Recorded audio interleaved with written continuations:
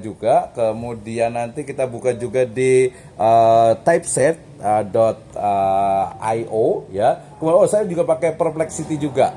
Ya, Perplexity juga cukup bagus juga. Kita cari yang ya mungkin agak-agak muka gratisan kali gitu saya.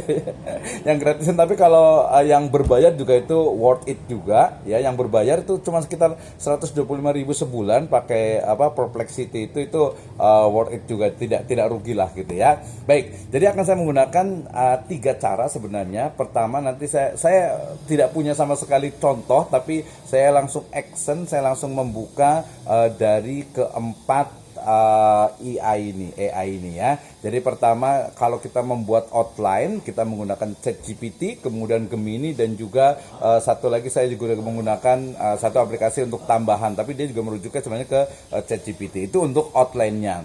Dan jangan lupa juga ya, saya nanti di ujungnya juga kita akan gunakan juga secara manual untuk komparasi ya. Nah, kemudian untuk narasinya, deskripsinya dari subtopik dari outline itu saya juga menggunakan ChatGPT dan juga Gemini, plus nanti untuk referensinya yang paling penting itu adalah menggunakan typeset.io dan juga Jenny.ai ya. Jadi ada 4 tambah satu lagi 5 lah. Ini sangat penting sekali. Nah, kemudian ya di sini berarti kita akan mulai. Oh, ini kan ini ChatGPT-nya. Saya pikir nggak usah sudah tahu semua lah ya bagaimana cara mendaftarnya, akunnya dan sebagainya. Ini saya gunakan yang di sini. Pertama mulai dari typeset.io, kemudian ini Skyhub ini untuk yang kalau mau cari-cari jurnal di Scopus, kemudian juga saya menggunakan Perplexity ya, Quillbot ini untuk menguatkan saja, Grammarly if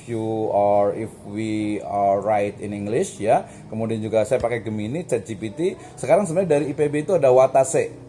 Ya, Watase UK gitu ya. Nah, ini juga sebenarnya yang bahasa Indonesia menarik juga. Kemudian ada yang Jenny.ai ya. Kemudian satu lagi nanti saya akan bukakan juga ya. Jadi ini adalah ChatGPT tampilannya, nanti boleh langsung dibuka.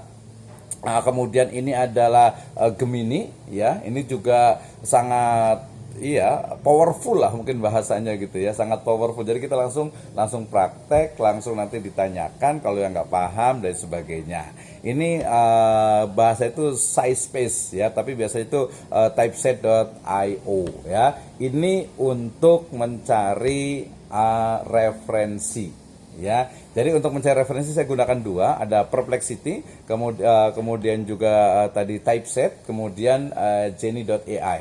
Cuma kalau di Jenny.ai itu biasanya dia English, jadi walaupun kita menulis dalam bahasa Indonesia, kemudian nanti dia akan automatically akan translate to English, dan juga of course references-nya itu kebanyakan itu adalah dari in English, gitu ya. Oke, ini ya, kemudian ini yang Jenny.ai, ini juga yang gratisnya juga ada walaupun agak sedikit terbatas gitu ya. And let's write. Mari sama-sama kita menulis mulai dari RPS-nya, silabusnya, komparasinya, artificial intelligence, outline-nya, narasi dan juga analisisnya. Nah, itu Mbak Yosi nih, kita mau kasih tantangan, siapa nih yang mau kita buatkan buku? Ya, kalau saya biasanya ya filsafat hukum Islam, ekonomi syariah, bisnis dan sebagainya. Kita buat buku yang gampang-gampang dulu lah, jadi biar peserta itu juga bisa istilahnya itu langsung prakteknya. Oke, it's me.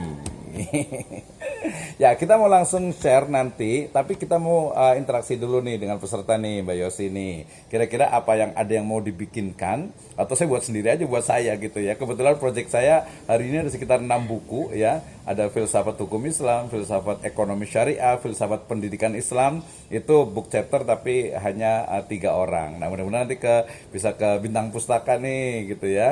Oke. Ya, silakan kita kembalikan dulu ke Mbak Yosi nih. Kita kasih teman-teman mau komentar dulu. Terima kasih Pak Wisna, ini tadi sudah banyak pengenalan ya mengenai bagaimana ekosistem pembuatan buku di masa lalu yang harusnya sudah kita lewati gitu ya Pak. Iya, betul. Kemudian bagaimana menulis buku di masa kini dengan